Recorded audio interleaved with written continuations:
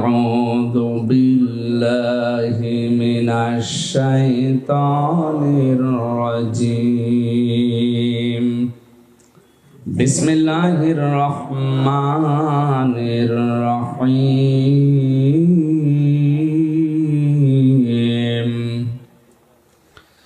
إن الله يأمر بالعدل والإحسان وإيتاء ذي القربى وينهى عن الفحشاء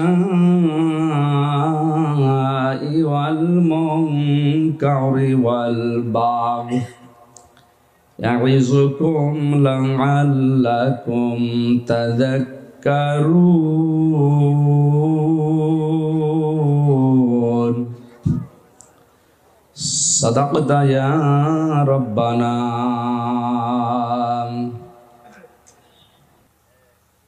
কোরআনে কারীম থেকে একটা মাত্র আয়াত আমরা পড়েছি সূরা নাহালের 90 নম্বর আয়াত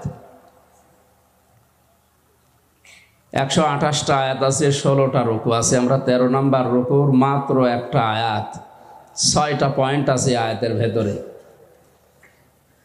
পৃথিবীতে জুমার নামাজ আমরা মুসলমানেরা যেখানে পড়ি জুমার দিন দ্বিতীয় খুতবার শেষের দিকে এই আয়াতটা ইমাম সাহেব আমাদের শোনায় প্রত্যেক জুমায় 175 কোটি মুসলিম সারা দুনিয়ায় ছড়িয়ে আছে জুমার নামাজে দ্বিতীয় খুতবার শেষের দিকে এই আয়াতটা ইমাম সাহেব আমাদের শোনায় আরবিতে আমাদের মাতৃভাষা হয়তো আরবি না এজন্য বুঝি না আমরা আজকে মাতৃভাষা এর ব্যাখ্যা বিশ্লেষণ করে দেখব যে ইমাম সাহেব আসলে আমাদের কি বলতে চায়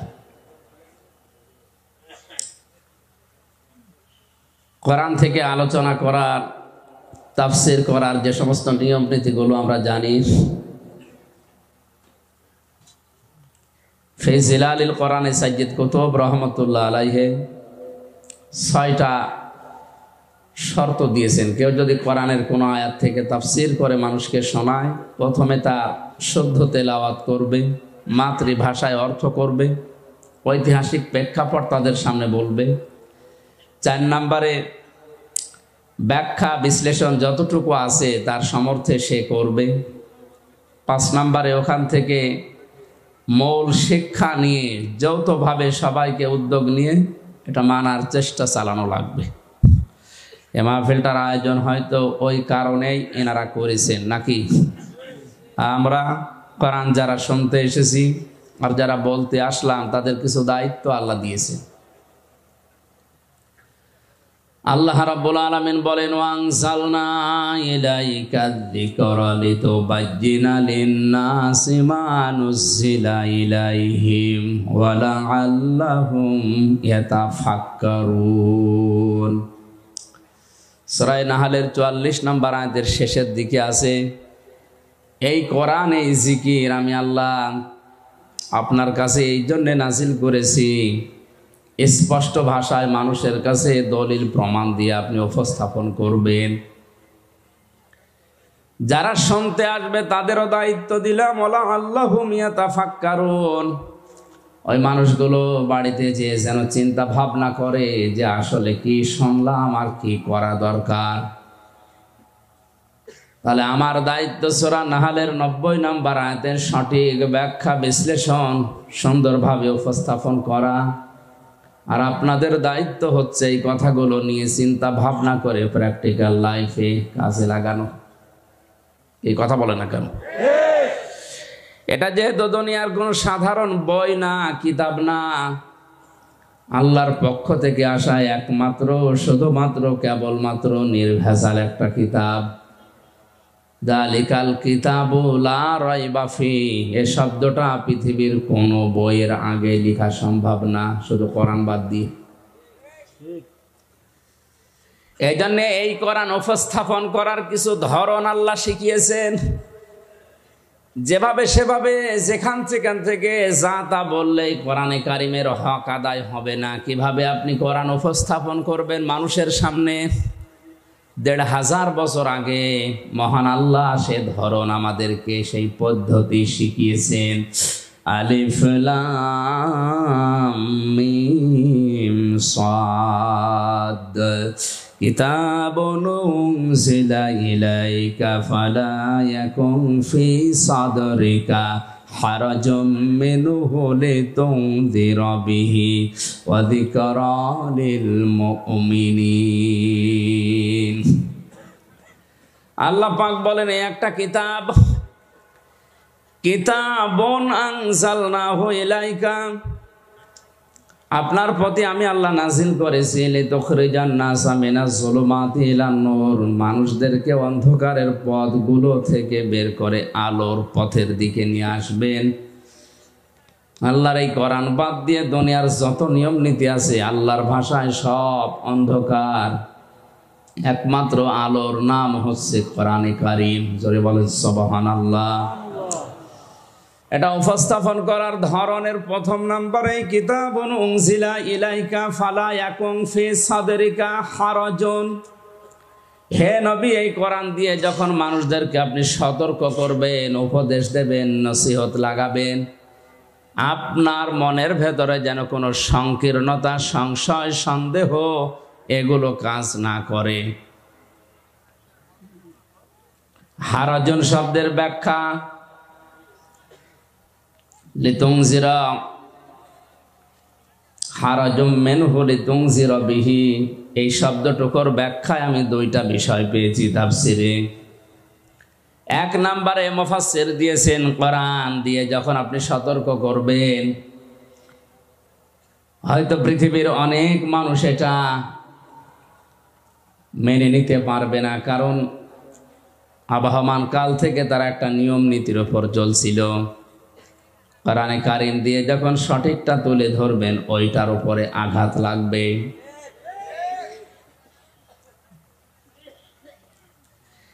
আঘাত লাগার কারণে সেই মানুষগুলো বিরোধিতা করবে।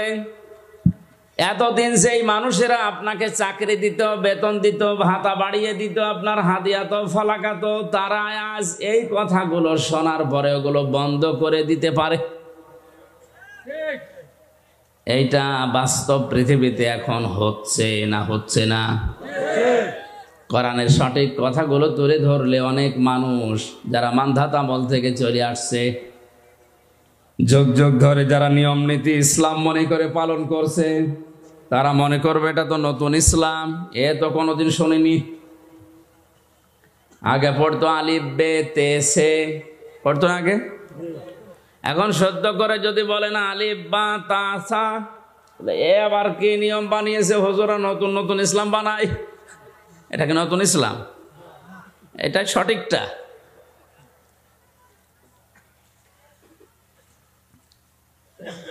দ্বিতীয় নম্বরে আপনি যে ব্যাখ্যা, বিশ্লেষণ, তাফসীর উপস্থাপন করবেন মানুষের সামনে, হয়তো অনেকেই না বোঝার কারণে বিরোধিতা করতে পারে। এই ধরনের মানুষ কম, না না এটা কম, বোঝে না এই জন্য বিরোধিতা করে। বুঝলে অন্তত মুসলিম যারা, তারা বিরোধিতা করার কথা না। নাস্তিকদের কথা বাদ দিলাম। এতটুকু আল্লাহ শেষ করে দেননি। পরবর্তী আয়াতে আল্লাহ পাক বলেন ইত্তাবিউ মা উনজিলা ইলাইকুম মির রাব্বিকুম ওয়া লা তাত্তাবিউ মিন দুনিহি আউলিয়া ক্বালিলাম মা তাযাক্কারুন। তোমরা সবাই মিলে অনুসরণ করো, ইত্তেবা করো, দেখে দেখে চলো। তাবউন শব্দের শাব্দিক অর্থ হচ্ছে অনুসরণ করা, অনুকরণ করা, দেখে দেখে চলা। তোমাদের প্রতি তোমাদের রবের পক্ষ থেকে যেটা নাজিল হয়েছে সেইটা দেখে দেখে তোমরা চলো। ঈদগাহবাসী আমরা সবাই জানি আমাদের রবের পক্ষ থেকে যেটা আমাদের উপরে এসেছে তার নাম এক বাক্যে বলেন কি? বলেন বলেন। এতটুকু আল্লাহ শেষ করেননি। ওয়ালা তাত্তাবিউ, অনুসরণ করা যাবে না, ইত্তেবা করা যাবে না, মেনে চলা যাবে না, দেখে দেখে চলা যাবে না। মিন দুনিহি আউলিয়া, দুনিয়ার কোন ওলি আল্লাহ অলির বহু বচন আউলিয়া, কোন অলির অনুসরণ দরকার নেই। এরকম বাংলা ব্যাখ্যা শোনার পরে মনে হচ্ছে আল্লাহ মনে হয় অলিদের বিরুদ্ধে। কি আল্লাহ অলিদের বিরুদ্ধে? অথচ কোরআনে সূরা ইউনূসের ভেতরে আছে ৬২ নম্বর আয়াতে, আলা ইন্না আউলিয়া আল্লাহি লা খাউফুন আলাইহিম ওয়ালা হুম ইয়াহজানুন। সাবধান, জেনে রাখো আমি আল্লাহর ওলি যারা, বন্ধু যারা, তাদের কোনো ভয়ও নেই, চিন্তাও নেই। জোরে বলেন আল্লাহু আকবার। এই আয়াতের সাথে আয়াতের মিলছে না, অথচ কোরআনে কারিমে আল্লাহ এমন কোন কথা দেয়নি যে একটার সাথে আর একটা কন্ট্রাডিকশন বাঁধবে, মিলবে না, এমন কোন কথা কোরআনে নেই। আলাউ কানা মিন ইনদি গায়রিল্লাহি লাওয়াজাদু ফীহি ইখতিলাফান কাসীরা। হে নবী, আপনি কোরআনে এমন কোন কথা পাবেন না যে একটার সাথে আর একটা মেলে না। অথচ এই আয়াতে বললেন ওলিরা আমার বন্ধু, আর এই আয়াতে বলছেন তোমরা ওলিদেরকে অনুসরণ করবা না। কথাটা কেমন হয়ে যাচ্ছে? ব্যাখ্যায় তাফসিরে মুফাসসিরিন কিরাম লিখেছেন আল্লাহ পাক ওলিদের অনুসরণ করতে এখানে সব ওলির কথা, আউলিয়া যেহেতু বহু বচন, কোন ওলির অনুসরণ দরকার নেই, এই জন্যে বলেছেন। আল্লাহ যেহেতু ভবিষ্যৎ জানে না, জানে না? বলেন বলেন বলেন। আল্লাহ পাক খুব ভালোভাবে জানেন ভবিষ্যতে এমন বান্দা দুনিয়াতে আসবে, ওরা আমি আল্লাহর চাইতে ওদের আব্বাকে বড় মনে করবে। আজ যেটা বাংলাদেশে সবচাইতে বেশি, আল্লাহর আলোচনা শোনাবেন না, আব্বার কথা বলেন খুব খুশি, সে যে আব্বা যে ধরনের হোক। অনেকেই আল্লাহর চাইতে আব্বাকে বাবাকে বড় মনে করবে, এই জন্য আল্লাহ আগে সতর্ক করার জন্য নিষেধ করলেন। কালিলাম মা তাযাক্কারুন। আফসোস, আল্লাহর এই আলোচনা থেকে উপদেশ গ্রহণ করবে খুব কম মানুষ। আমরা যেন ওই কম মানুষের ভেতরেও থাকতে পারি। জোরে বলেন আমিন। সূরা নাহলের এই ৯০ নম্বর আয়াতে আল্লাহ পাক ৬টা বিষয় আলোচনা করেছেন, ৩টা আদেশ আর ৩টা নিষেধ। আল্লাহর আদেশ মানাও ফরজ, নিষেধ মানাও ফরজ। বলেন না কেন? তাহলে ৬টা ফরজ এই আয়াতে আছে। একটা একটা করে ব্যাখ্যা করে যতটুকু আমাদের মেধায় আছে এখান থেকে নিয়ে আমাদের বাস্তব জীবনে আমরা মিলিয়ে দেখব আসলে আমরা এই আয়াতটা প্রতি জুমার দিন যেটা আরবিতে শুনি ওটা আমাদের জীবনে মিলছে কিনা। আল্লাহ পাক বলেন, ইন্নাল্লাহা ইয়া'মুরু বিল আদলি ওয়াল ইহসানি ওয়া ইতা'i যিল কুরবা। অবশ্যই আমি আল্লাহ নির্দেশ করছি বিল আদলি, দুনিয়াতে তোমরা ন্যায় বিচার করবা। কি বিচার? ন্যায় বিচার। দ্বিতীয় নম্বর হল ইহসান, ভালো ব্যবহার করবা। ওয়া ইতা'i যিল কুরবা, নিকট আত্মীয়দের খোঁজ খবর রাখবা। এই ৩টা কাজ যদিও আমরা মুআমালাত মুআশারাত ইসলামের একটা অন্যতম বিধান, সাধারণ জিনিস মনে করি, আর কি মানুষের সাথে হাসি মুখে কথা বলা এটাও যে ইবাদত অনেকে জানেই না। আকুলু লিন-নাসি হুসনা, মানুষের সাথে কথা বললে ভালো ভালো কথা বলো। যদি কেউ হাসি দিয়ে কথা বলা শুরু করে, সালাম দিয়ে, তাহলে তার সাদকা দেওয়ার সওয়াব হয়। অথচ মুখ গোমরা করে থাকে, কথায় বলতে চায় না, কথা বললেই গালি দেয়। না গালি এলাকায় নেই? এতদিন পর্যন্ত অনেকেই জানতাম মুনাফিকদের আচরণ বা আলামত ৩টা। আয়াতুল মুনাফিক সালাসা, মুনাফিকের আচরণ চিহ্ন ৩টা জানতাম আমি, হাদিসে 4টা পর্যন্ত পেয়েছি। কথা বললেই মিথ্যা কথা বলে, ওয়াদা করলে খেলাফ করে, আমানত রাখলে খেয়ানত করে। ৪ নম্বরে মুনাফিকের যার মাঝে রোগ আছে, তাদের ভেতরে যারা ঝগড়া হলে গালি দেয়। সুতরাং যারা ঝগড়া হলে আগে গালি দেন, মন মেজাজ খারাপ হয়ে গেলে আগে গালি দিয়ে শুরু করেন, বুঝতে হবে মুনাফিকের জাত তার ভেতরে আছে। আল্লাহ আমাদেরকে যেন বাঁচিয়ে দেন, জোরে বলেন আমিন। তিনটা আদেশ করার পরে আল্লাহ পাক বলেন তিনটা নিষেধ আমি তোমাদেরকে করলাম। ওয়ানহা আনিল ফাহশাই ওয়াল মুনকারি ওয়াল বাগ। এক নম্বরে তোমাদের নিষেধ করা হচ্ছে তোমরা ফাহিশা কাজ করবে না, মুনকার মন্দ কাজে জড়াবে না, আল বাগি সীমা লঙ্ঘন করবে না। আল্লাহ পাক বলেন এই তিনটা আদেশ তিনটা নিষেধ করার পরে ইয়াইযুকুম লাআল্লাকুম তাযাক্কারুন, এই ওয়াজগুলো আমি আল্লাহ নিজে তোমাদের করলাম। এই ওয়াজ কার? বলেন বলেন। ওয়াজ আমির হামজা করে না, ওয়াজ সরাসরি করছে আল্লাহ নিজে, আমি অ্যাডভার্টাইজ করছি শুধু। সুতরাং বাংলাদেশে যারা ওয়াজ বিরোধী, যারা তাফসির বিরোধী, ওরা সরাসরি আল্লাহ বিরোধী। কক্সবাজারে হয়তো এরকম মানুষ খুব কম, এগুলো কুষ্টিয়াতে বেশি। লালনের মাজারে 3 দিন একাধারে চলছে আল্লাহর নাম নিয়ে গাঁজা খাওয়া, কোনো অসুবিধা নেই, আরো পুলিশ দিয়ে পাহারা দেওয়া হয়।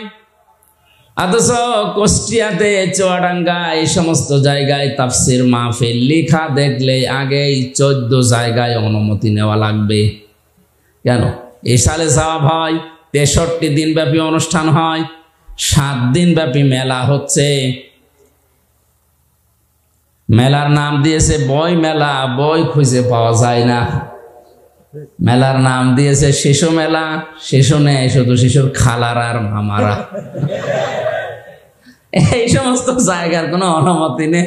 ইসালে সওয়াব হচ্ছে সারা রাত। আঞ্জুমানে কি নাম দিয়ে উল্টা পাল্টা, গোসল শরীফ, নওরোজ শরীফ, কি শরীফ হচ্ছে, কোন শরীফে কোনো সমস্যা নেই, যত সমস্যা কোরআন শরীফ। এক কথা বলেন। তাহলে ওয়াজ করেন কে বলেন তো? আল্লাহ নিজে ওয়াজ করেন। ইয়াইযুকুম লাআল্লাকুম তাযাক্কারুন, তিনি তোমাদেরকে ওয়াজ করছেন। আশা করা যায় আল্লাহর বান্দারা আল্লাহর এই 6টা ওয়াজ যদি মেনে নেয় তাদের উপকার হবে। দেখি আল্লাহর ওয়াজগুলো আমরা অ্যাডভার্টাইজ করি, কেমন উপকার পায় দুনিয়াতে। প্রথম নাম্বারে আল্লাহ আমাদেরকে আদেশ দিয়েছেন, নির্দেশ দিচ্ছেন আমরা যেন দুনিয়ায় ন্যায় বিচার করি। কি বিচার? ন্যায় বিচার কাকে বলে? আইন দাল্লাম আদাল মামান আল আদাল লগাদানা সারহান। আদল কত প্রকার, কি কি? তাফসিরে আমি পেয়েছি আদল প্রধানত 3 প্রকার। কয় প্রকার? 1 প্রকার আদল হচ্ছে আল্লাহর সাথে ন্যায় বিচার, 2 নম্বর রাসূলের সাথে ন্যায় বিচার, 3 নম্বর আল্লাহর সৃষ্টি জগতের সাথে ন্যায় বিচার। আল্লাহর সাথে ন্যায় বিচার কি? কোরআনে আল্লাহর শরীয়তের বিধান দিয়েছেন 500। কত? জেলখানায় থাকাকালীন সৌদি আরবের একজন লেখক, এটা শোনান তো,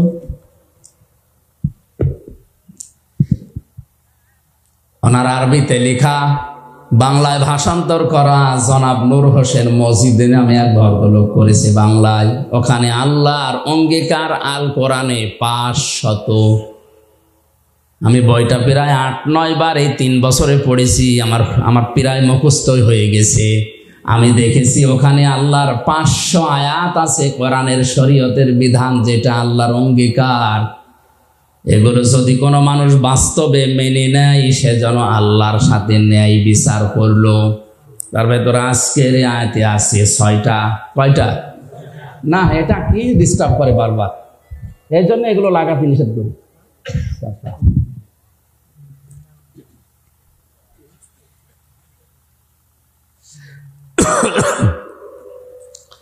সুবহানাল্লাহ আলহামদুলিল্লাহ লা ইলাহা ইল্লাল্লাহ।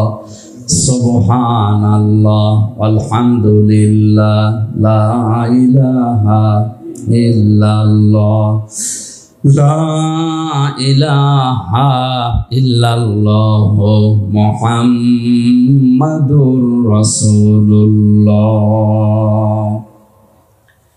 আমার ভাইরা, তাহলে আল্লাহর সাথে আদল আজকের এই 6টা বিধানও যদি আমরা অন্তত বাস্তবে তাও কিছুটা হলো আল্লাহর সাথে ন্যায় বিচার হবে, দেখি সামনে যাই। দ্বিতীয় নম্বর, ন্যায় বিচার রাসূলের সাথে। বিশ্ব নবী মুহাম্মদুর রাসূলুল্লাহর 40 থেকে 63 এই 23টা বছরে তিনি যা করেছিলেন ওইটা আপনার প্র্যাকটিক্যাল লাইফে মেনে নেওয়ার নাম ন্যায় বিচার। হ্যাঁ, এখন অনেকে বলতে পারে আমি কিন্তু প্রথম 1 থেকে 40 পর্যন্ত মানি। কোরআন হাদিসে 1 থেকে 40 পর্যন্ত আপনি যদি নবীজিকে না মানেন আপনি জাহান্নামে যাবেন এমন কথা আমি পাইনি। কিন্তু 40 থেকে 63 এই 23 বছরের একদিনও যদি আপনি না মানেন আপনার খবর আছে। কথাগুলো বোঝার চেষ্টা করেন। আজ বাংলাদেশ সহ বিশ্বে 2 রকম ইসলাম পালন করার পেছনে কারণ এই 2টা। নবুয়তের আগে 23 বছর, নবুয়তের পরে 23 বছর। লাকাদ কানা লাকুম ফি রাসূলিল্লাহি উসওয়াতুন হাসানা লিমান কানা ইয়ারজুল্লাহা ওয়াল ইয়াউমাল আখির ওয়া যাকারাল্লাহা কাসীরা। জোরে বলেন আল্লাহু আকবার। আলেম যারা আছেন তাদেরকে একটু খেয়াল করার জন্য বলছি। আল্লাহ গ্যারান্টি দিয়ে আয়াত শুরু করেছেন, লাকাদ কানা লাকুম ফি রাসূলিল্লাহি, অবশ্যই তোমাদের জীবনের জন্য সর্বোত্তম আদর্শ লুকিয়ে রেখেছি আমি রাসূলুল্লাহর জীবনে। কার জীবনে? রাসূলুল্লাহ। আল্লাহ পাক কি আমাদের নবীজির নাম জানেন না? বলেন বলেন। তিনি তো আব্দুল্লাহ ইবনে মুহাম্মদ ছিলেন 1 থেকে 40 বছর পর্যন্ত, এইটা তার নাম ছিল। এর আগে হয়তো মানুষ তাকে সাদিক বলে ডাকতো, আল আমিন বলে ডাকতো, কিন্তু রাসূলুল্লাহকে বলতো না। তিনি রাসূলুল্লাহ হয়েছিলেন, নবুয়ত পেয়েছিলেন, নবী হয়েছিলেন কত বছর বয়সে? হ্যাঁ বলেন বলেন। তাহলে 1 থেকে 40 বছর পর্যন্ত তিনি ছিলেন মুহাম্মদ ইবনে আব্দুল্লাহ। আমি যেমন আমির হামজা ইবনে রিয়াজ, তিনিও ওইভাবেই পরিচিত ছিলেন। পুরা আরব জাহানে তাকে নাম ধরে ডাকতো মুহাম্মদ বিন আব্দুল্লাহ। এখনো পর্যন্ত মিডল ইস্টে যে দেখেন তারা বাবার নামকে জুড়ে দিয়ে ডাকে। ছেলের নাম যদি হয় আব্দুর রহমান তাহলে বলে আবু আব্দুর রহমান, আব্দুর রহমানের পিতা। যতগুলো সাহাবীর নাম আপনি দেখবেন অধিকাংশ বাবার নামের সাথে জুড়ে দেওয়া। আব্দুল্লাহ বিন মাসউদ, আব্দুল্লাহ ইবনে ওমর রাদিয়াল্লাহু তাআলা আনহুমা। আল্লাহ রাব্বুল আলামিন 1 থেকে 40 বছর পর্যন্ত নবীজির এই জীবনে তিনি 17 বছর থেকে সংগঠন আরম্ভ করেছিলেন হিলফুল ফুজুল দিয়ে, শান্তির সঙ্গ। এখান থেকে 40 এই 23 বছরে তিনি সামাজিক রাজনৈতিকভাবে বিভিন্ন কর্মকাণ্ড তিনি আঞ্জাম দিয়েছিলেন পরিবারে আর সমাজে। একটা শত্রু পুরা আরব জাহানে তার ছিল না। সিরাত ইবনে হিশাম বলছে, আর রাহিকুল মাখতুমিয়া আছে, একটা শত্রু তার ছিল না। সবাই তাকে অধিকাংশই নামের পরিবর্তে বলতো আল আমিন যাচ্ছে, আর সাদিক যাচ্ছে। যখনই তিনি 40 বছর বয়সে কোরআনে কারীম পেলেন, নবুয়ত পেলেন, নবী হয়ে গেলেন, এখন তার নাম আর মুহাম্মদ ইবনে আব্দুল্লাহ নেই, এখন হয়ে গেছেন তিনি রাসূলুল্লাহ। আগের 23 বছরে একটা শত্রু যার নেই, পরের 23 বছরে 82 বার তাকে ডাইরেক্ট হত্যা করার জন্য ইহুদিরা চেষ্টা চালিয়েছে। মানুষ তো একই আছে, আগেও যা ছিল পরেও তাই, শুধু নাম পাল্টিয়ে হয়েছে মুহাম্মদ ইবনে আব্দুল্লাহর জায়গায় রাসূলুল্লাহ। এই কথা বলেন। আজ আমরা বাংলাদেশ সহ বিশ্বে যারা মুহাম্মদ ইবনে আব্দুল্লাহর কাজগুলো করছে তাদের শত্রু হবে না, হওয়া সম্ভাবনা। কিন্তু যারা রাসূলুল্লাহর কাজ আরম্ভ করবে তাকে যদি ৮২ বার টার্গেট করা হয়, অন্তত আপনাকে ৮ বাদ দিয়ে যদি ২ থাকে ২ বারও টার্গেট হবে। এখানে উল্টা বলছে আমরাও তো নবীওয়ালা কাজ করি, আমার তো কিছু হয় না। না, ওটা আপনার নবীওয়ালা কাজ না, ওটা মোহাম্মদ ইবনে আব্দুল্লাহর কাজ। নবীওয়ালা কাজ আরম্ভ হয়েছে নবী হওয়ার পরে। কত বছর বয়স বলেন বলেন? রাসূলুল্লাহর সাথে তাহলে ন্যায় বিচার যদি করতে হয় ৪০ থেকে ৬৩, এই ২৩ বছর অক্ষরে অক্ষরে আপনাকে মানা লাগবে, তাহলে ন্যায় বিচার হবে। ৩ নম্বরে ন্যায় বিচার সৃষ্টি জগতের সাথে, তার মানে সর্বোত্তম সৃষ্টি যারা মানুষ। লাকাদ খালাকনাল ইনসানা ফি আহসানি তাকওয়িম। পৃথিবীতে যত সৃষ্টি আমি বানিয়েছি সবচাইতে উত্তম এবং সুন্দরভাবে বানিয়েছি আমি মানুষকে। মানুষ আল্লাহর সবচাইতে সর্বোত্তম সৃষ্টি, সবচাইতে দামি সৃষ্টি। ওয়ালাকাদ কাররামনা বানি আদম, বনি আদমকে আমি সম্মান দিয়েছি। পৃথিবীতে ন্যায় বিচার করা লাগবে আল্লাহর এই মানুষের উপরে, অথচ এই ন্যায় বিচারটা এখন দিন দিন উঠে যাচ্ছে। জোর যার মুল্লুক তার, জোর যার মুল্লুক তার, ক্ষমতা যার রায় তার, ক্ষমতা যার রায় তার। এই কারণে আমি ৩ বছর ভেতরে, এটা যদি না হতো তাহলে এতদিন আমারে বেকার এই ছোট্ট ঠনক মামলা নিয়ে ৩ বছর থাকা লাগতো না। ক্ষমতা যার, বলেন বলেন, রায় তার, ক্ষমতা যার রায় তার। এটা ছিল মিশরের বাদশা আজিজ মেসরের জামানায়। হযরতে ইউসুফ নবীকে বাজার থেকে কিনে তার স্ত্রীর কাছে একজন দিয়ে গেল। জ্ঞান এবং হিকমত তাকে আমি আল্লাহ দান করলাম। জোরে বলেন আল্লাহু আকবার।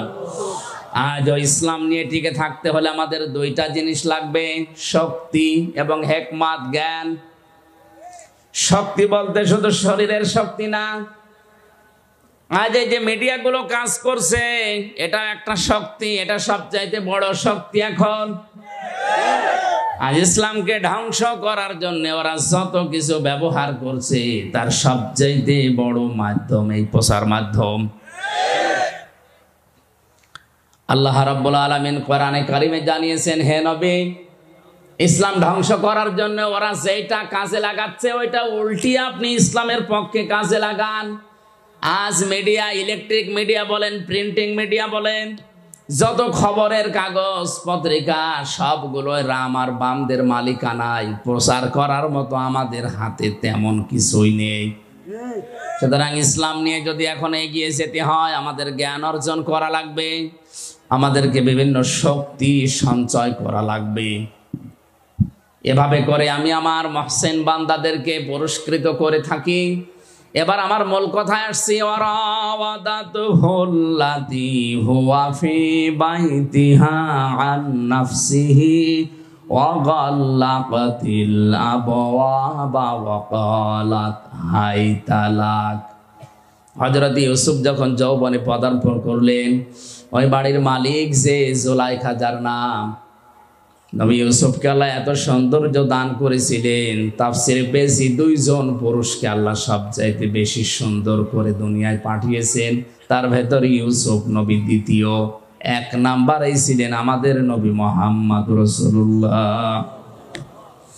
4 জন মহিলাকে আল্লাহ এই দুনিয়াতে সবচাইতে সুন্দরী করে বানিয়েছিলেন। কিয়ামত পর্যন্ত এরকম মানুষকে আল্লাহ আর পাঠাবেন না। তার 1 নম্বরে হযরত হাওয়া আলাইহিস সালাম, এত সুন্দর মানুষ দুনিয়া আর আসবে না। 2 নম্বরে জুলাইখা, 3 নম্বরে রানী বিলকিস, 4 নম্বরে বিশ্বনবীর ছোট মেয়ে হযরতে ফাতিমাতুজ জাহরা রাদিয়াল্লাহু তাআলা আনহা। এই যে 2 নম্বরে যার নাম বললাম জুলাইখা, এও ছিল বিশ্ব সুন্দরী ওই সময়।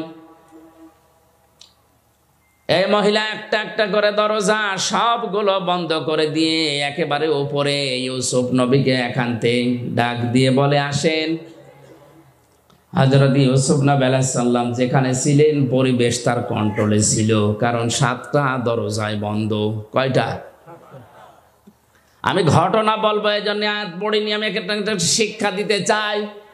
ইউসুফ নবী যেখানে ছিলেন সব তার পক্ষে ছিল, এমনকি কাজের যে মহিলাটা, জোলাইখার যে কাজের মেয়ে লোকটা, যে বাদী, যে দাসী, যে কাজ করে দিত, সেই মহিলাও এই কাজের পক্ষে, অসুবিধা নেই।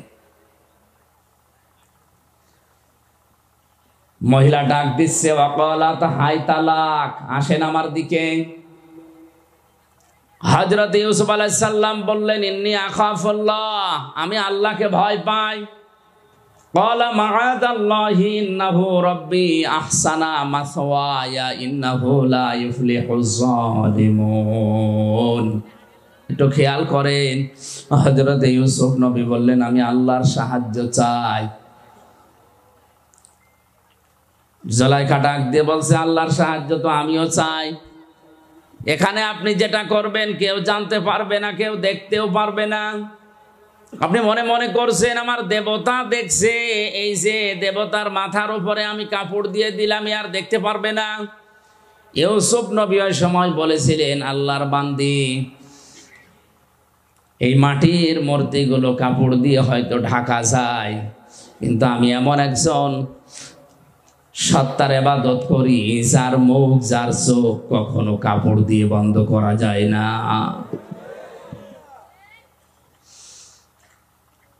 হযরত ইউসুফ আল্লাহর সাহায্য চেয়েছিলেন। এত বড় কঠিন যৌবনে পরীক্ষা চলছে, যেটা একটা যুবক মানুষের জন্য এই জায়গা থেকে বেঁচে থাকা কতটা কঠিন, যাদের যৌবন আছে তারা জানে। হযরত ইউসুফ নবী কঠিন মুহূর্তে তিনি আল্লাহর সাহায্য চাই কথা বলেছিলেন কেন? অথচ তার পরবর্তীতে আল্লাহ পাক বলেন, লাকাদ হাম্মাত বিহি ওয়া হাম্মা বিহা লাউলা বুরহানা রাব্বি।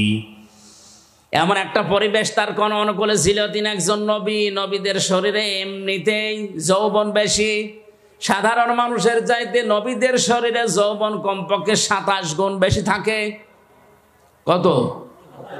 আল্লাহর নবীর এই ডান হাতে এই দুনিয়ার 100 মানুষের শরীরে যে শক্তি আছে, তার ডান হাতে এই শক্তি ছিল। নবীদের যৌবনও বেশি, তাদের শক্তিও বেশি, পরিবেশে কন্ট্রোলে। যেমন তেমন মহিলা না, বিশ্ব সুন্দরী।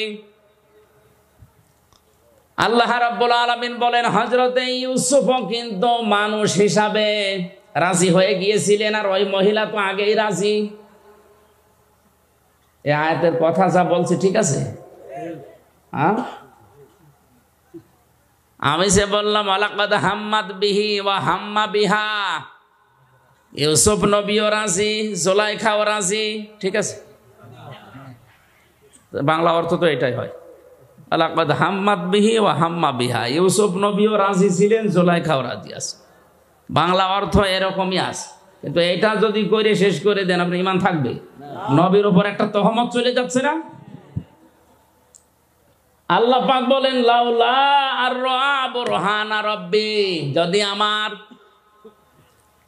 হযরত ইউসুফ বলেন, যদি আমার রব আমাকে কিছু দলিল, কিছু বুরহান, কিছু প্রমাণ সামনে না দিতেন, তাহলে আমিও ঝুঁকে পড়েছিলাম। কারণ মানুষ হিসাবে আমার ভেতরও যৌবন আছে।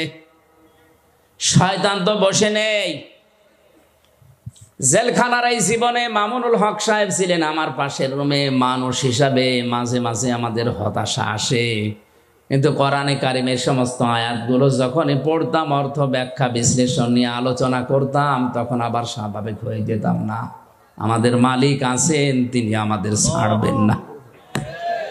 কারণ আমি তো জেনা করে আসিনি, আমি তো মানুষ খুন করে আসিনি, আমি তো টাকা পাচার করে আসিনি। কোরআনে কারিমের সূরা মায়েদার 67 নম্বর আয়াত আমি যেই দিন পড়েছি, ওই দিন থেকেই কোরআনে কারিম যতটুকু বুঝি, যতটুকু জানি, আমি সাফ করে পরিষ্কার করে প্রচার করার চেষ্টা চালাচ্ছি সেই 12 সাল থেকে। ইয়া আইয়ুহার রাসূলু বাল্লিগ মা উনজিলা ইলাইকা মির রাব্বিক ওয়া ইল্লাম তাফআল ফামা বাল্লাগতা রিসালাতা আল্লাহু ইয়াসিমুকা মিনান নাস ইন্নাল্লাহা লা ইয়াহদিল কওমাল কাফিরিন। আল্লাহ পাক বলেন, হে রাসূল বাল্লিগ, আপনি প্রচার করেন, আপনি তাবলীগ করেন, ছড়িয়ে দেন। কি ছড়াবেন, কি প্রচার করবেন? মা উনজিলা ইলাইকা মির রাব্বিক, আপনার রবের পক্ষ থেকে যেটা নাযিল হয়েছে। এই আয়াত প্রমাণ করে পৃথিবীতে তাবলীগ করা ফরজ কোরআনের। কিসের? আরো জোরে বলেন, কিসের? পৃথিবীর কোন মানুষের তাবলীগ করা ফরজ না, জায়েজও না। এমনকি কোন মানুষ যদি মারা যায়, সর্বোচ্চ 3 দিন তার স্ত্রী তার জন্য শোক পালন করবে। কয় দিন? সাধারণ মানুষ যত মারা যাবে সর্বোচ্চ 3 দিন, আর স্বামী মারা গেলে 40 দিন। 4 মাস 10 দিন পরে সে অন্য জায়গায় বিয়ে করে আগেরটা ভুলে, একেবারে ভুলে যে নতুন করে সংসার করবে, কোনো অসুবিধা নেই। বলেন তো, দুনিয়ায় শুধু স্বামী ছাড়া পৃথিবীর মা বাবা মারা গেলেও না সর্বোচ্চ 3 দিন, এরপরে কোনো শোক নেই। অথচ বছরে বছরে আমরা শোক পালন করে করে একেবারে কিয়ামত পর্যন্ত মনে হচ্ছে পালন করব। তা আপনি কোন ইসলাম পালন করছেন? এই জন্য আমাদের তাবলীগ যদি হয়, প্রচার যদি হয়, শুধুমাত্র প্রচার হবে, তাবলীগ হবে কোরআনের। তাছাড়া দুনিয়ার কারো প্রচার করা, প্রসার করা, প্রশংসা করা জায়েজ নেই। কিসের প্রশংসা করা দরকার আপনার? ওয়াইল্লাম তাফআল ফামা বাল্লাগতা রিসালাতা, হে নবী, আপনার উপর যে কোরআন আমি দিলাম, এটা যদি প্রচার না করেন, তাবলীগ না করেন, আপনি যেন রিসালাতের দায়িত্বই পালন করেননি। আল্লাহ এতটুকু বলেই কিন্তু শেষ করেননি। আল্লাহ জানে যে ঝামেলা সামনে আছে, এই জন্য বলেন আল্লাহু ইয়াসিমুকা মিনান নাস। ইয়াসিমু এটা মজারে, বর্তমান, ভবিষ্যৎ, প্রেজেন্ট, ফিউচার। আমি জানি যে আপনার উপরে বিপদ আসবে তাবলীগ করতে গেলে কোরআনের। আমি যেটা নাজিল করেছি এর তাবলীগের, প্রচারের, প্রসার যদি আপনি করতে চান, ঝামেলায় পড়বেন, বিপদ আসবে। আমি আল্লাহ গ্যারান্টি দিলাম আপনাকে, আমি আল্লাহ নিজে বাঁচাবো। শুধু বাঁচিয়েছেন দুনিয়ায়, ওই 82 বার তাকে ডাইরেক্ট হত্যা করতেছিল, এই জায়গায় তা না। মরণের পরে ইহুদিরা তার লাশ চুরি করতে চেয়েছে, আল্লাহ তাও বাঁচিয়েছেন। কথা বলেন ঠিক কিনা? আল্লাহ ইয়াসিমু যেহেতু মজারে দিয়েছেন বর্তমান এবং ভবিষ্যৎ, ভবিষ্যৎ বলতে কিয়ামত পর্যন্ত কোরআন থাকবে। সুতরাং কিয়ামত পর্যন্ত কোরআনের সঠিক তাবলীগ যদি কেউ করে, ও সেই পড়ুক না কেন, শহীদ করে হলেও তাকে আল্লাহ সাহায্য করবে। অনেকেই মনে করে যে জেলখানায় গিয়ে শহীদ হয়ে গেলে ওর জীবন শেষ হয়ে গেল, মারা গেল না। ওয়ালিয়ালামাল্লাহুল্লাযীনা আমানু ওয়া ইয়াত্তাখিযা মিনকুম শুহাদা ওয়াল্লাহু লা ইউহিব্বুজ জালিমিন। সূরা আলে ইমরানের ভেতরে 140 নম্বর আয়াতে আছে, আল্লাহ পাক বলেন, যার জীবন যৌবন আমার পছন্দ হয়, যার প্র্যাকটিক্যাল লাইফ আমার কাছে ভালো লাগে, ওকে সাধারণ ভাবে মরণ দেই না, ওদেরকে আমি আল্লাহ শাহাদতের মরণ দিয়ে ধন্য করি। এই লোকটা যদি এখন মারা যায়, ঈমান নিয়েও যদি মরে, কবরে দিয়ে দেবেন, কবরে উনি ঘুমিয়ে পড়বে, এতটুকুই শেষ, আর কিছু নেই। কিন্তু যদি শহীদ হয়ে মরতে পারে, কবরে যাবার পরে আমার আল্লাহ নিজে ওনাকে খাওয়াবে। আরো আসতে বলেন। 50 বছর কোরআনের দাওয়াত দিয়ে যদি ঈমান নিয়ে শুধুমাত্র বাড়িতে বসে বসে মরে যেত, মরণের পরে কবরে ঘুমিয়ে থাকতো, কিয়ামত পর্যন্ত এই শেষ। কিন্তু আল্লাহ এটা চাইনি। আল্লাহ তার জীবন যৌবনকে, তার কর্মজীবন, প্র্যাকটিক্যাল লাইফ এটা পছন্দ করেছে। এই জন্য সাধারণ ভাবে মরণ না দিয়ে শাহাদতের মরণ দিয়ে ধন্য করেছে। আমরা মনে করছি কই মরে গেল, না, মরে যায়নি। ওয়ালা তাহসাবান্নাল্লাযীনা কুতিলু ফি সাবিলিল্লাহি আমওয়াতা বাল আহইয়াউন ইনদা রাব্বিহিম ইরযাকুন। সূরা আলে ইমরানের 162 নম্বর আয়াত সম্ভবত আছে। আল্লাহ তাআলা বলেন, আপনি কি ধারণা করেন হে নবী, যারা আমি আল্লাহর রাস্তায় শহীদ হয়, মারা যায়, হত্যা হয়, তাদেরকে আপনি মনে করেন যে ওরা মরে গেল না, বরং ওরা জীবিত, এবং আমি আল্লাহ নিজে ওদেরকে খাবার খাওয়াই। সুতরাং আজ ফিলিস্তিনের এই মুসলমানেরা সহ বিশ্বের যত জায়গায় আজ মুসলমানদেরকে শহীদ করা হচ্ছে, মারা হচ্ছে, হত্যা করা হচ্ছে, এই মানুষগুলোর জীবন ব্যর্থ না, এদের জীবন আল্লাহর কাছে পছন্দনীয়। এই জন্য শাহাদতের মরণ দিয়ে আল্লাহ তাদের ধন্য করছে।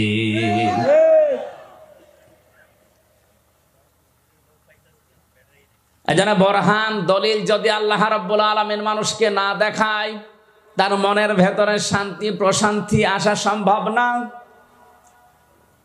কত মানুষ দেখলাম শুধুমাত্র ইসলামের জন্য 20 বছর 22 বছর 25 বছর পর্যন্ত পড়ে আছে ওই চার দেওয়ালের মাঝে, দুনিয়ার কিচ্ছু আর জানে না। এমনিতে একটা ঘরের ভেতরে আমার মাত্র 3 বছর থাকতেই হাঁপিয়ে উঠেছি। যে লোকটা আজ 25 বছর আছে, এমনি থাকা যায় না। মহান আল্লাহ অবশ্যই তাকে কোনো কিছু দেখাচ্ছে। তাফসিরে 3টা কথা আছে। 1 নম্বরে হযরতে ইয়াকুব আলাইহিস সালামকে আল্লাহ ওই ঘরের ভেতরে হাজির করে দিলেন। মনে হচ্ছে ইয়াকুব নবী তার ছেলেকে ডাক দিয়ে বলছে, বাবা ইউসুফ, তুমি কিন্তু জিনা করতে পারো না। 2 নম্বরে হযরতে জিবরাইল ফেরেশতা একটা কাগজ নিয়ে এসেছে। কাগজের উপরে লেখা ছিল, আমি আল্লাহ বলছি ইউসুফ তুমি কিন্তু জিনা করতে পারো না। এই সমস্ত নিদর্শনগুলো যখন তিনি দেখলেন, তিনি তখন বললেন, ক্বালা মাআযাল্লাহ, আমি আল্লাহর সাহায্য চাই। কার? বলেন বলেন। এতটুকুই বলেননি তিনি, ইন্নাহু রাব্বি, নিশ্চয় আমার রব, আহসানা মাসওয়ায়া, আমাকে উত্তম ভাবে লালন পালন করছে। এখানে রব বলতে 2টা অর্থ আমি পেয়েছি। হযরত ইউসুফ একদিকে হয়তো আমার আল্লাহকে বুঝিয়েছিলেন, 2 নম্বর মিশরের বাদশা আজিজে মিশরকে বুঝিয়েছিলেন। ইউসুফ নবী জুলাইখাকে ডাক দিয়ে বলেছে, জুলাইখা, তোমার যে স্বামী, আমার যে অভিভাবক, গার্ডিয়ান, গাইডলাইন যিনি দেন, আমাকে লালন পালন যিনি বাড়িতে রেখে করেন, তিনিও এক অর্থে আমার রব। যেহেতু তার বাড়িতে আমি আছি, আজ অনেকদিন ধরে লালন পালন করছে, খাবার খাওয়াচ্ছে, থাকতে দিয়েছে, আমি তার বাড়িতে থেকে তার আমানতের খেয়ানত করতে পারি না। ইন্নাহু লা ইফলিহুজ জালিমুন, এটা যদি আমি করি তাহলে জালেম হব, আর জালেমরা কোনোদিন সফল হচ্ছে না, হবে না। ইউসুফ নবী ইন্নাহু লা ইফলিহুজ জালিম বলতে পারতেন, যে আমি জালেম, আমি সফল হব না। তিনি জালিমুন বহুবচন দিয়েছেন। ইফলিহু এটা মোজারে, কেন মোজারে দেওয়ার পরে বহুবচন দিয়েছেন? তিনি তো একা ছিলেন ঘরের ভেতরে।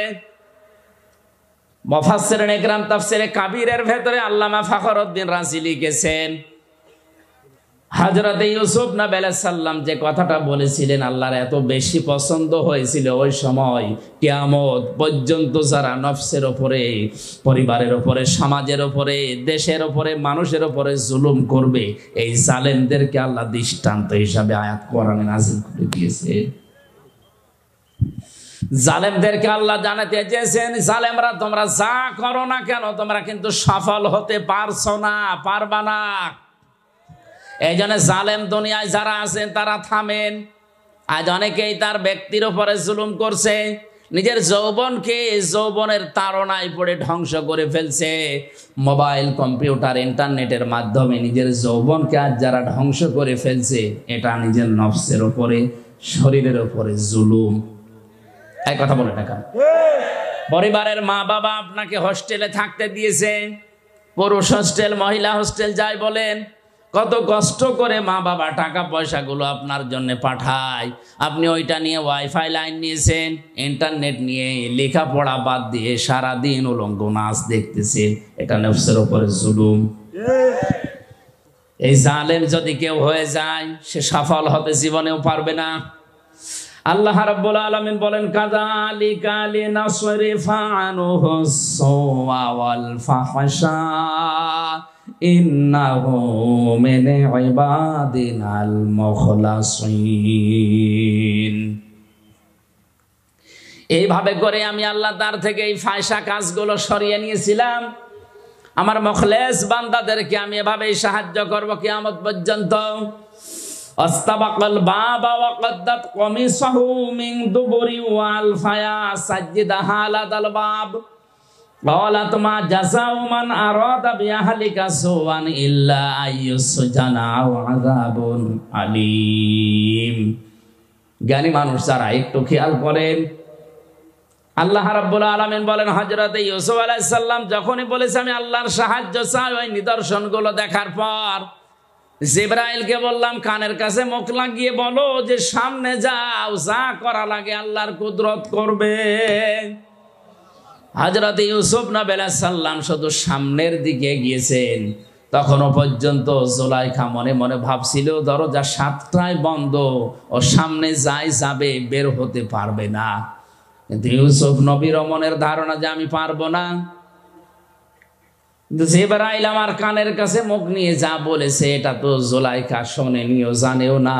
দেখি আমি সামনে যাই, আল্লাহর কুদরত আমি দেখতে অবশ্যই পাবো। সামনে গেলেন, দরজার কাছে যাওয়া পর্যন্ত দরজা খোলে নাই। এটা তাফসিরে কাবিরের ভেতরে আছে, খাজেনে তাফসিরে খাজেনে মুফাসসির লিখেছেন দরজার কাছে গিয়ে দাঁড়িয়ে আছে, তখনও পর্যন্ত দরজা খোলে নাই। ইউসুফ নবী চিন্তা করছিলেন ওই সময় কি আল্লাহর ওয়াদাও কি মিথ্যা হয়ে গেল? কই আমার জিবরাইল যে কানের কাছে মুখ নিয়ে বলে গেল যে সামনে যান, আমি তো এসেছি প্রায় দরজার কাছে, আর মহিলা তো এবার দৌড় দেবে। দরজার কাছে যাবার পরে দাঁড়িয়ে আছেন, চোখ বন্ধ করে ফেলেছেন, মনে হয় আর হবে না। চোখ বন্ধ করার পরে যে চোখ খুললেন, দেখলেন অটোমেটিক দরজা একটা খুলে গেছে। আল্লাহর ভয় নিয়ে কোনো মানুষ যদি অন্যায় কাজ করার সামর্থ্য থাকার পরেও কোনো মানুষ যদি আল্লাহর ভয়ে ফিরে আসে, মহান আল্লাহ ওই সময় তাকে সাহায্য করে।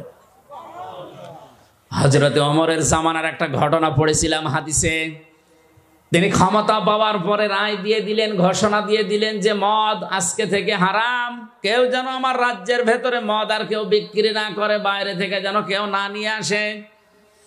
মদিনার এক যুবক আকিক নামক বাজার থেকে চুরি করে 2 বোতল মদ ওই সময় কিনেছে। 1 বোতল জায়গায় বসে খেয়েছে, আর একটা নিয়ে যাচ্ছে বাড়িতে। রাতের বেলা বন্ধুদের নিয়ে আনন্দ করে চুরি করে খাবে। হযরত ওমর রাতের বেলা বের হয়েছে, দেখি প্রসাদের খবর কি। এশার নামাজের পরে তিনি বের হয়ে, চারিদিকে অন্ধকার, পাহাড়ি এলাকা। তাকিয়ে দেখলেন অন্ধকারের ভেতরে কালো কি যেন আসতেছে। কাছে যত যায় তত স্পষ্ট হয়। কাছে গিয়ে দেখলেন একটা মানুষ। ডাক দিয়ে বলেন, এই বেটা, রাতের বেলা এভাবে কি করো? লোকটা হযরতে ওমরের কণ্ঠ শোনার পরে তার মাতলামি ভালো হয়ে গেছে। কারণ হযরত ওমর যে রাস্তা দিয়ে যেত, শয়তান পর্যন্ত রাস্তায় আসতে ভয় পেত। লোকটা ছিল মাতাল। হযরত ওমরের কণ্ঠ যাই শুনেছে, এই বেটা রাতের বেলা কি করো? মাতলামি গেছে ভালো হয়ে। ডাক দিয়ে বলে, খলিফা, আমার বোনের বাড়ি যাচ্ছি। বোনের বাড়ি যাবে, তো হাতে কি? এই যে চাদর মোড়া দিয়া, এর নিচে মোটা মোটা লাগে কি এটা? এ ফুলি আছে। ও মনের অজান্তে মুখ দিয়ে বের হয়ে গেছে, এটা দুধের বোতল মা দিয়েছে, বোনের বাড়িতে নিয়ে যাচ্ছি। হযরত ওমর সঙ্গে সঙ্গে বললেন, দেখি তোর দুধের বোতল দেখা কেমন। লোকটা চিন্তা করছে, মিথ্যা কথা তো বলেই ফেলেছি। 1 বোতল খেয়েছিলাম, আর 1 বোতল নিয়ে যাচ্ছিলাম। এই কঠিন মুহূর্তে যদি চাদরটা তুলে বোতলটা হাতে দেই, দেওয়ার সঙ্গে সঙ্গে এই মিথ্যা বলার অপরাধ আমরা মেরে ফেলবে। এখনো পর্যন্ত ওর বিশ্বাস হয়নি আমার চাদরের নিচে কি আছে, ও তো জানে মদ। ওই সময় আল্লাহকে ডাক দিয়ে বলেছে মনে মনে, রব্বুল আলামিন, আজকের এই কঠিন অবস্থায় তুমি যদি ওমরের হাত থেকে আমারে বাঁচিয়ে দিতে পারো, তোমার নামে শপথ করে বলছি জীবনে আর কোনোদিন আমি মদ খাবো না। হযরত ওমর হাত বাড়িয়েছে, লোকটাও চাদর খুলে দিচ্ছে। ওর তো মনে মনে আছে যে এটা মদেরই বোতল। চাদর উঁচা করে যখন ওনার হাতে দিয়েছে, হযরত ওমর হাতে নিয়ে দেখলেন গরম দুধ। ডাক দিয়ে বলে, আল্লাহর বান্দা, এই নাও, চলে যাও। লোকটাকে যখন বলে এই নাও, চলে যাও, ও আর যায় না, জায়গায় দাঁড়িয়ে আছে। হযরত ওমর জিজ্ঞাসা করে, কি যাও না কেন? লোকটা বোতল ফেলে দিয়ে বলে, খলিফাতুল মুসলিমিন, আমি কিন্তু সত্যি মদ খেয়েছিলাম, আর এক বোতল নিয়ে যাচ্ছিলাম বন্ধুদের নিয়ে খাবো। আপনি যখন চাইলেন আমিও দেওয়ার জন্য রেডি। ওই সময় মনে মনে আল্লাহকে একটা ডাক দিয়েছিলাম, রব্বুল আলামিন, তোমাকে ভয় করেই বলছি, আজকে যদি ওমরের হাত থেকে তুমি আমারে বাঁচিয়ে দিতে পারো, জীবনে আর মদ খাবো না। যে আল্লাহ আমার সেকেন্ডের ভেতরে মনের কথা শুনে মদের বোতলকে দুধের বোতলে পরিণত করে দিয়ে আপনার হাত থেকে বাঁচিয়ে দিতে পারে, সত্যি আল্লাহর নামে আমি যেটা কসম করেছিলাম ওটা ঠিক রাখবো, জীবনে আর কোনোদিন আমি আর মদ খাবো না। এই জন্য মন থেকে ভয় করে যদি কোনো মানুষ সঠিক সিদ্ধান্ত নিয়ে ফিরে আসতে পারে অন্যায় কাজ থেকে, ওই সময় থেকে আল্লাহ তাকে সাহায্য করবেন। হযরত ইউসুফ নবী ঠিক এই মুহূর্তে দরজার সামনে দাঁড়িয়ে চোখ বন্ধ করে উনি মনে করছিলেন, কই জিবরাইল যেটা বললো মেলে না। চোখ খুলে দেখে মিলে গেছে। সামনের দিকে এগিয়ে যাচ্ছিলেন। জুলাইখা চিন্তা করছে, কই ধরা গেল না। পেছন দিক থেকে জামা টেনে ধরেছিলেন। হযরত ইউসুফ নবীর শরীরের শক্তি ছিল না। বলেন বলেন, কয়জনের নাম বললাম? 27 জন যুবকের শরীরের শক্তি ছিল কমপক্ষে। এক একজন নবীদের শরীরের ভেতরে একটা মহিলা টান দিয়েছে পেছন দিক থেকে। তিনি এমন জোরে হ্যাঁচকা টান দিয়ে সামনের দিকে এগিয়েছে, 7টা দরজায় তো খুলতে আরম্ভ করেছে। মহিলার হাতেও শক্তি কম ছিল না, কারণ সেও তো রাজার স্ত্রী। ভালো ভালো খাওয়ার শরীর, জামা ছিঁড়ে গেছে, তারপরও ধরতে পারে নাই। একেবারে শেষ দরজায় যাবার পরে দেখে বাদশাহ দাঁড়িয়ে আছে, আজিজ মেসের। ডাকতে বলে, ইউসুফ কি অবস্থা? ইউসুফ নবী কথা বলতে যাবে তার আগেই জুলাইখা ডাক দিয়ে বলে, বাদশাহ আপনি বাড়িতে নেই, এই সুযোগে আপনার এই গোলাম আপনার স্ত্রীর বেডরুম পর্যন্ত এসে দেখেন কি অবস্থা করেছে। হযরত ইউসুফ নবী বললেন, না, এ দোষ আমার না, আপনার স্ত্রীর দোষ।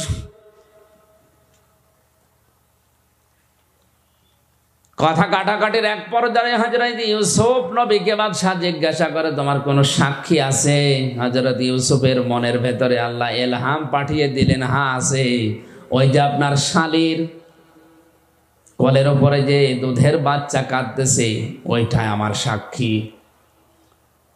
দুধের বাচ্চাটাকে সামনে নিয়ে আসলেন। কোরআনে কারীম বর্ণনা দিচ্ছে, জুলাইখার সঙ্গে সঙ্গে ডাক দিয়েছে, বাদশাহ হে আমার স্বামী, এর কথা আমি শুনতে চাই না।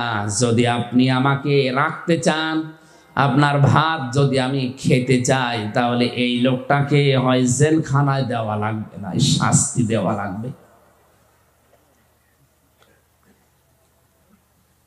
হযরত ইউসুফ আলাইহিস সালাম ছোট্ট এই বাচ্চার দিকে তাকিয়ে ইশারা করলেন, তোমার যা জানা আছে বলো দেখি। বাচ্চা ওর কি জানা আছে? আল্লাহ রাব্বুল আলামিন বলেন, ইউসুফ আলাইহিস সালামের কথা শোনার পরেই কিন্তু বাচ্চা কথা বলেনি। চুপ করে যখন ছিল, বাচ্চা ইউসুফ নবীর দিকে চোখ মোটা করেও তাকিয়েছিল। আল্লাহ রাব্বুল আলামিন নবীজির এই কঠিন মুহূর্তে যৌবনের এত বড় তাড়নায় যিনি পরীক্ষা দিয়ে পাশ করেছেন, তাকে ফেলে দেবেন না। এই কারণে এই বাচ্চার মুখ দিয়ে আল্লাহ কথা বের করে দিলেন। বাচ্চা ডাক দিয়ে বলে, বাদশাহ এই পুরুষের জামার সামনের দিকে যদি ছেঁড়া থাকে তাহলে এই পুরুষের দোষ, যদি এই পুরুষের পেছনের দিকে ছেঁড়া থাকে জামা, তাহলে আপনার স্ত্রীর দোষ। তখনও পর্যন্ত জুলাইখার হাতে ইউসুফ নবীর জামার পেছনের সাইড ছেঁড়া, হাতে নাতে প্রমাণ। কিন্তু ক্ষমতা যেন কার হাতে? কি শোনেন আপনারা? বাদশার হাতে। জোরে বলেন, কার হাতে? হাতে নাতে প্রমাণ, ক্ষমতা যেন কার হাতে? বাদশাহ রায় দিতে চাচ্ছিলেন ইউসুফ নবীর পক্ষে, কিন্তু যেই বলেছে বাদশাহ আমি কিন্তু আপনার ভাত খাবো না, এই কথা শোনার পরে গেছে উল্টিয়ে। হযরত ইউসুফ নবী আলাইহিস সালামের বিরুদ্ধে বাদশাহ রায় দিয়ে দিল, আমি বাড়িতে না থাকার সুযোগে আমার স্ত্রীর বেডরুম পর্যন্ত গিয়ে তাকে নষ্ট করার পায়তারা করেছে, এই জন্য ইউসুফকে আমি 10 বছর জেল দিয়ে দিলাম। কয় বছর? হযরত ইউসুফ আলাইহিস সালামকে 10 বছর জেলের ঘোষণা দেওয়ার সঙ্গে সঙ্গে তার শরীরের যে সাধারণ পোশাক ছিল ওইটা খুলে ফেলা হলো। জেলখানার কয়েদিদের পোশাক তাকে পরানো হচ্ছে, জেলখানার কয়েদিদের যে ডান্ডা বেড়ি তারে দেওয়া হচ্ছে, মাজায় শিকল দিয়ে জেলখানার কয়েদিদের যে টুপি তার মাথায় দিয়ে টানতে টানতে নিয়ে যাচ্ছে। হযরত ইউসুফ নবী আলাইহিস সালাম ওই সময় আকাশের দিকে তাকিয়ে বলেছিলেন, রব্বুল আলামিন তুমি তো জানো আমি জিনা করিনি, তুমি তো জানো আমি ধর্ষক না, আমি মানুষের বাড়ি ঘরে আগুন লাগাইনি, এরপরেও বিনা কারণে ক্ষমতা যার রায় তার, ক্ষমতা যার রায় তার, এ কারণে আমার 10 বছর জেল দিয়ে দিল। আমার কোনো দুঃখ নেই, এদের এই অবৈধ কাজে সাড়া দেওয়ার চাইতে জেলখানার জীবন আমার কাছে উত্তম। জোরে বলেন আল্লাহু আকবার।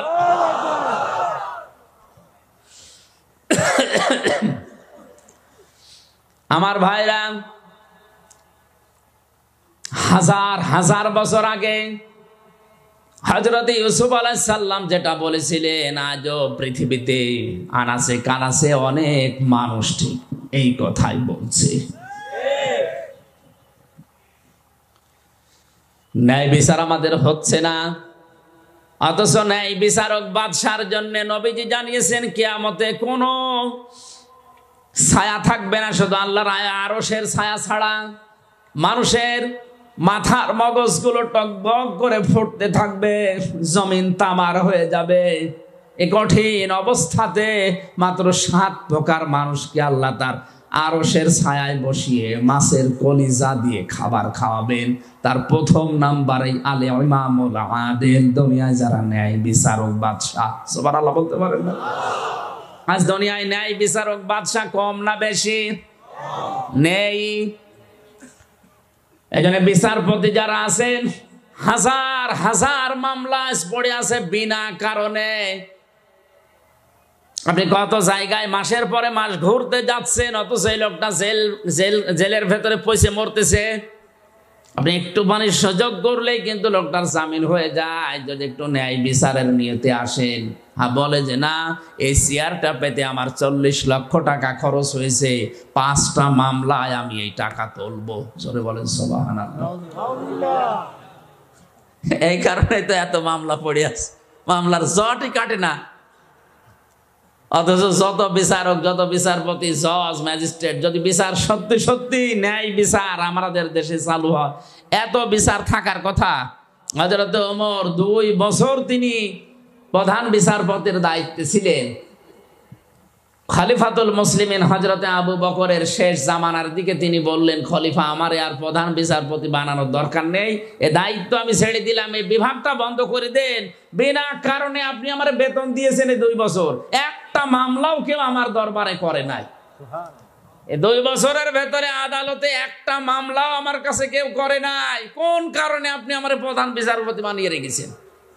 হযরত আবু বকর ডাক দিয়ে বলেন, খলিফা আমার 2টা বছরের ভেতরে তোমার কাছে একটা বিচারও আসে নাই, কেন তুমি কি বলতে পারো?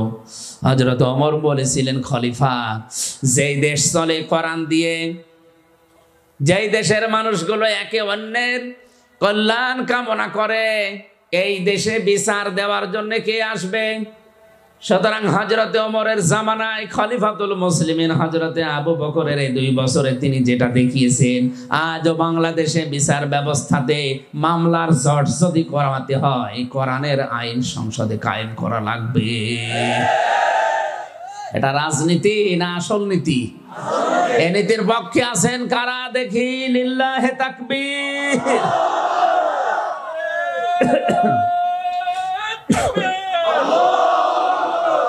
এক একটা পয়েন্টের ভেতরে হাজার হাজার কথা লুকিয়ে আছে। আমার শরীরের যে অবস্থা, যা গলার যে অবস্থা, কথা একটু জোরে বললেই কাশি হচ্ছে। আর একটা অনুষ্ঠান ছিল মাগরিবের পরে, ওইটা করতে গিয়ে আরো ঝামেলায় পড়ে গেছি।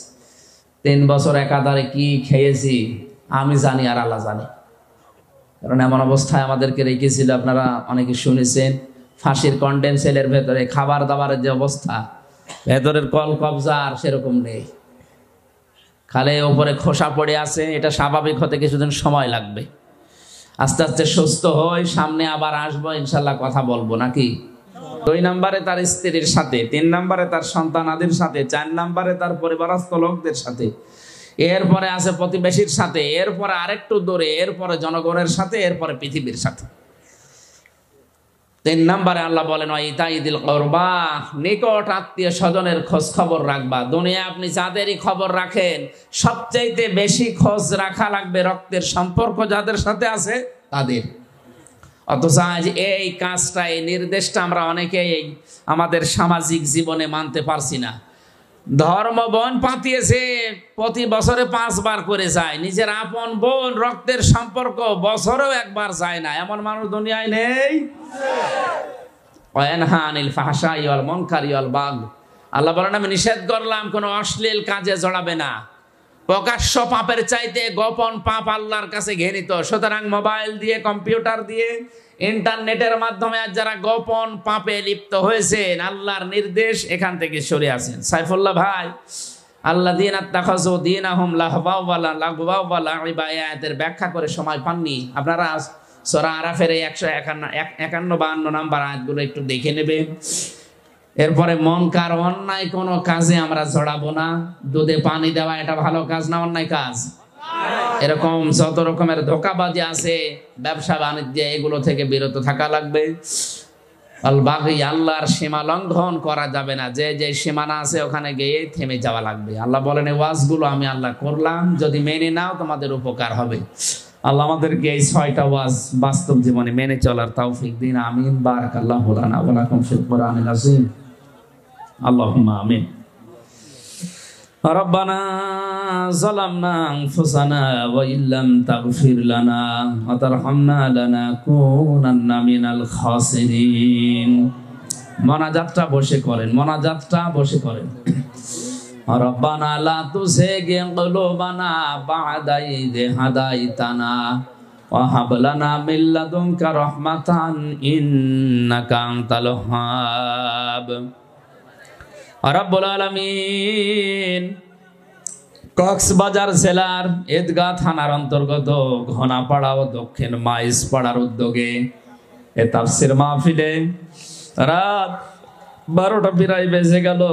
গভীর রজনীতে আমরা হাত তুলেছি, আমাদেরকে তুমি নিজ গুণে ক্ষমা করে দাও। আমার অসুস্থ শরীরে ভাঙ্গা ভাঙ্গা কণ্ঠে যে কথাগুলো বলেছি, আল্লাহ এগুলো আমাকে সব প্রত্যেককে আমলে পরিণত করার তৌফিক দাও।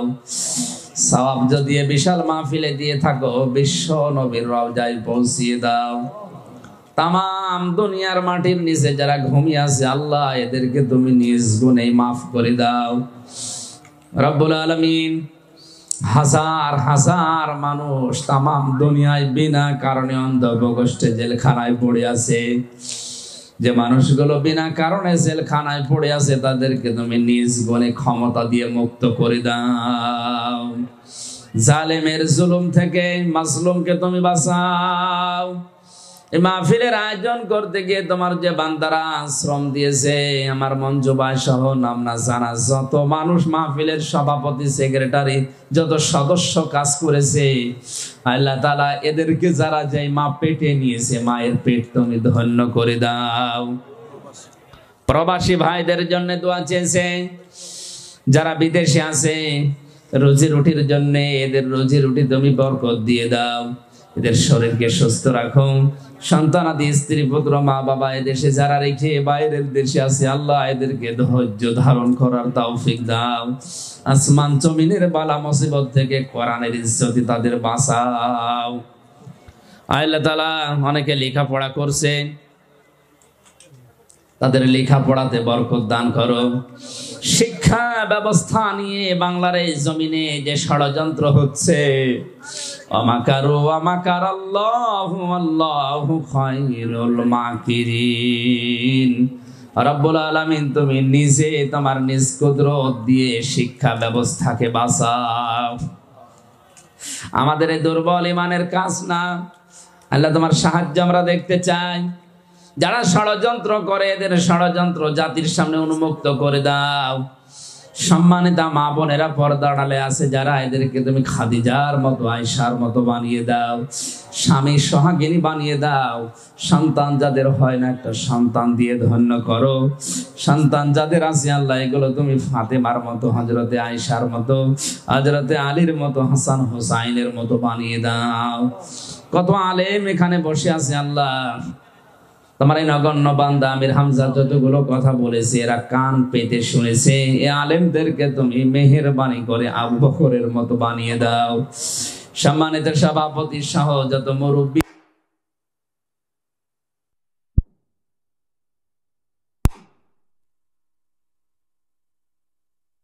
শাসনের যে ভাইরা আজকে এসেছে আল্লাহ, এদেরকে তুমি মাফ করো। এদের স্ত্রী পুত্র সন্তান আদি যারা দেশে আছে, নিজ এলাকায় আছে, তাদের উপরে রহমত নাযিল করো।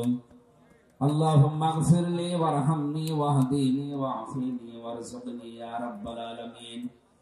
সভাপতি রহিমুল্লাহর স্ত্রী অসুস্থ, শেফায়ে কামেলা জেলা নসিব করো। আল্লাহ, আমি মুসাফির অবস্থায় আছি, আমার কণ্ঠের জন্য, শরীরের জন্য তোমার কাছে আমি দোয়া চাই, ভিক্ষা চাই। মেহেরবানি করে এগুলো ইসলামের প্রসারের জন্য আমার ভিক্ষা দাও। বারাকাল্লাহু লানা ওয়া লাকুম ফিল কুরআনিল আযীম। আল্লাহ, আমার স্ত্রী, আমার দুইটা সন্তান এসেছে, তাদেরকে তুমি আয়েশার মতো, খাদিজার মতো, ফাতিমাতুজ জোহরার মতো বানিয়ে দাও। আলহামদুলিল্লাহি রাব্বিল আলামিন। মরণের সময় যেন একবার হলেও বলতে পারি লা ইলাহা ইল্লাল্লাহু মুহাম্মাদুর রাসূলুল্লাহ।